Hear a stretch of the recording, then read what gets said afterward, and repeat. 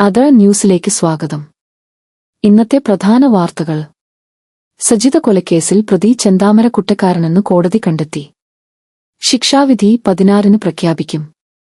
ലോകത്ത് 100 ദശലക്ഷം കെട്ടിടങ്ങൾ കടലെടുക്കാൻ സാധ്യതയെന്ന് മുന്നറിയിപ്പ്. ആദ്യ വാർത്ത. സജിത കൊലക്കേസ്. പ്രതി ചെന്താമര കുറ്റക്കാരനാണെന്ന് കോടതി കണ്ടെത്തി. കേസിൽ പ്രതിക്കെതിരായ തെളിവുകൾ ശക്തമാണെന്ന് പ്രോസിക്യൂഷൻ വാദിച്ചു. ശിക്ഷാവിധി ഈ മാസം 16-ന് പ്രഖ്യാപിക്കുന്നതാണ്. പാടുമുള്ള 100 ദശലക്ഷം കെട്ടിടങ്ങൾ കടലെടുക്കാൻ സാധ്യതയുണ്ടെന്ന് മുന്നറിയിപ്പ്. ദശലക്ഷക്കണക്കിന് ആളുകൾ താമസിക്കുന്ന തീരദേശ നഗരങ്ങളിലാണ് ഈ കെട്ടിടങ്ങൾ നിലകൊള്ളുന്നത്. കടൽ വികസിക്കുന്നത് ഒരു ഗുരുതരമായ പ്രതിസന്ധിയായി വിലയിരുത്തപ്പെടുന്നു. ശാസ്ത്രലോകത്തെ പുരോഗതി.